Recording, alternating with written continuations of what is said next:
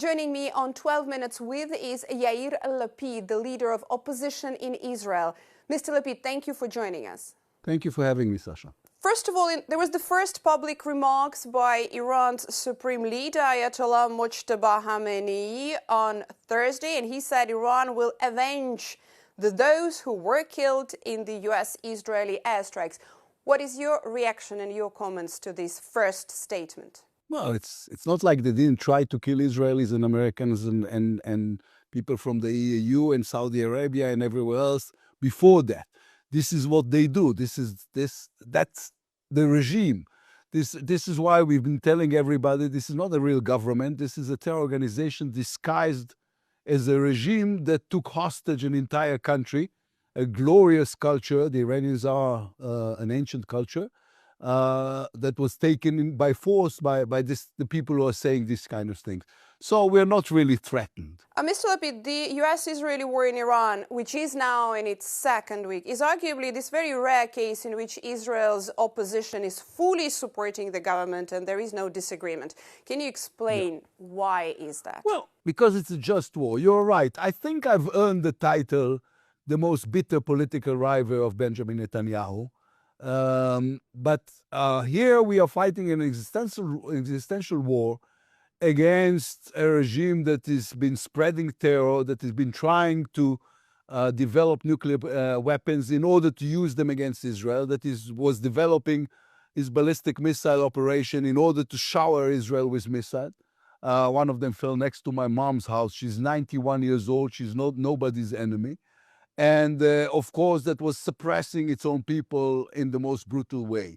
So in the 21st century, it is not easy to have a war with moral clarity. But here we have a war with moral clarity. So we're, before being the opposition leader, I'm an Israeli patriot, and therefore I'm supporting a just war. This doesn't come to say that I agree with everything Benjamin Netanyahu is doing or saying on other issues. But on this one, we are on the same page. But there is exactly the claims regarding the criticism of this clarity. This is not exactly clear for everybody when it comes to the US and Israeli war on Iran. Why is that? I mean, I've heard people talking about the international law on the subject. If it wasn't so sad, it would be funny. The last time I've checked, the international law was there to protect us from rogue terrorist countries, not to protect them. These are the people who just killed more than 32,000 of their own people last January when they took to the streets. This is the people who are fueling Hezbollah and Hamas and the Iraqi Hezbollah with weapons and money. These are the people who said, they were outspoken about this. They said, we want to have nuclear power because we want to use nuclear power against Israel. Is there anybody in his right mind who believes in the good intentions of the Iranian regime? Mr. Lapid, the critics would turn this argument regarding the international law because according to Tehran, there are also over 1,200 Iranians killed since the beginning of the US-Israeli war. Yeah, well, these are casualties of war. Nobody killed them intentionally. First of all, you have to doubt their numbers. But still, nobody is killing them intentionally. We are targeting, the Americans are targeting, this operation is targeting strictly military targets. They are targeting Israeli and in other countries, civilian targets in order to kill as many civilians as possible. I'm not saying that in every war there are casualties. It's heartbreaking. Children should not die in grown-ups' wars. But still, this is a mistake. What they're doing is trying in purpose to kill civilians. That's exactly the difference between the two countries. What would be your argument and your comment regarding the school attacked and hit in Iran? That this is a terrible, terrible, horrible tragedy. And my heart goes to the parents. And again, this is the kind of things that are happening. It should not happen, but happening in war. Nobody wanted this to happen. Nobody intended this to happen. And at the same time, the Iranians are targeting in purpose Israeli schools, Israeli hospitals, Israeli civilians. So this is, again, nobody's claiming that war is not a horrible thing. Sometimes even a just war is a horrible thing because there are casualties and there are civilian casualties. And again, I send my condolences to the parents of those children. What do you see? What is the clear goal of the US-Israeli war on Iran? Is that the regime change? I would say there are three goals. First is to obliterate the nuclear program of Iran. Second, to obliterate the ballistic missile program of Iran. And third is not to change the regime, because I'm a very small believer in the ability to change a regime with airstrikes, but to create better conditions for the Iranian people to take their fate and their destiny into their own hands. I think last January, when they took to the streets and they were killed by the thousands, by the Basij and the Revolutionary Guards, they felt alone. And I don't think they feel alone right now. I think the conditions and the ability and the probability of them changing the regime has grown significantly. Now it's up to the Iranian people. I don't know if there will be an Iranian Nelson Mandela, an Iranian Gandhi, or an Iranian Lech Walesa. But I hope for their sake, for the people of Iran, there will be, and there will be a regime change. But that was already stated as the goal as well during the 12 days war in June. And then after those 12 days, the process went into negotiations, and now it's been 2 weeks back from negotiations to the war. Is that the cycle? Is it going from the period of war and then negotiations and back to the war? Hopefully not. What happened was, after the 12 days in June, they we've signed a truce, and then they wanted negotiations, and then it was very obvious that these are not real negotiations. What they really did was trying to stall and buy time in order to rebuild the nuclear program and ballistic missile program. It was interesting to me, Stephen Witkoff, the American mediator, told everybody that during the negotiations in Oman, the Iranians told him proudly that by now they accumulated enough enriched uranium to build 11 atomic bombs. So they were not really negotiating. What they were really doing is deceiving and lying and buying time in order to build weapons of mass destruction. There are claims that, in fact, it was not the US president's decision to attack Iran and now to continue 2 weeks into the war, but that he was spurred on by Israel. Do you think that was the case? Was Israel pushing hard and pushing the United States into attacking Iran? Sasha, does Donald Trump strikes you somebody who can be pushed around?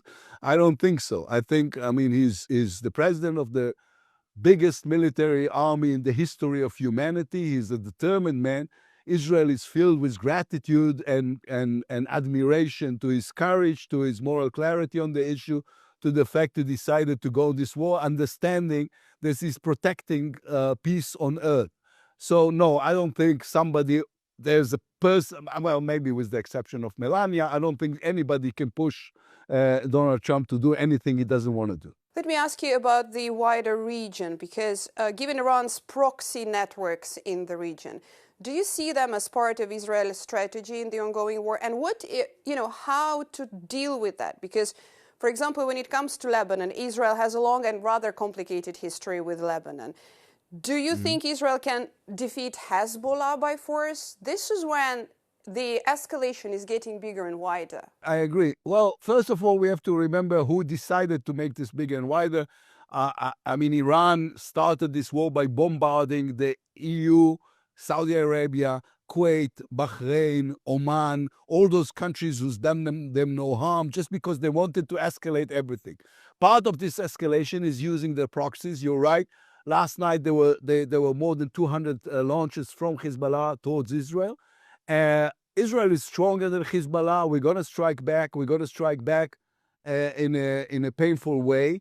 It needs to be dealt, but this is also a problem of the Lebanese government. When I was prime minister, I signed an agreement with the Lebanese government trying to improve the relationship. But Lebanon will not exist as a country, as a sovereign country, if they will let Hezbollah keep on doing whatever they want to do from Lebanon. So now we are hitting Beirut and we are hitting southern Lebanon. But I think it's in everybody's interest, and first and foremost, Lebanon's interest, to make sure Hezbollah doesn't join this and stop shooting at Israel, because the price will be painful. Well, Lebanese government said it was willing to enter direct negotiations with Israel. Is that something that Israel would be open to? This is, well, if it was up to me, I would do it. I think I would do it. I would use this like a scissor effect. I would fight Hezbollah fiercely. I would go into southern Lebanon if necessary, making sure Hezbollah is pushed over the Litani River, and while doing it, negotiate with the Lebanese government, because it's their problem as well. Right now, it's up to the Lebanese people to determine whether it's a country with a terror organization or a terror organization with a country. If Lebanon wants to be a real country, then they need to do much more in controlling Hezbollah. Mr. Lapid, with this war now in the second war, entering the third war, with Hezbollah joining the escalation and the whole spillover over the Gulf region, is this now turning into a bigger and ultimately never-ending war? I don't think so. I think many of the goals of the war are achievable. I think Iran made a huge mistake, because what they did was they thought that if they will bomb the neighbors in the Gulf, this will create pressure on Washington, because all those countries will go to Washington and say to the president, listen, you have to stop the war, this is killing us. Instead, they have, by their own doing, created the coalition they always feared of. Right now, we are on the same coalition with the Saudis, with the Emirates, with the Omanis, with everybody, opposite Iran's rogue violence, opposite their try to burn everything and everyone. And on the long term and not so long term, I think this is going to have it's going to have a rebound effect against Iran. So no, I don't think this will be a never-ending war. Thank you very much for your time. Yair Lapid, leader of the opposition in Israel. Thank you. Thank you, Sasha.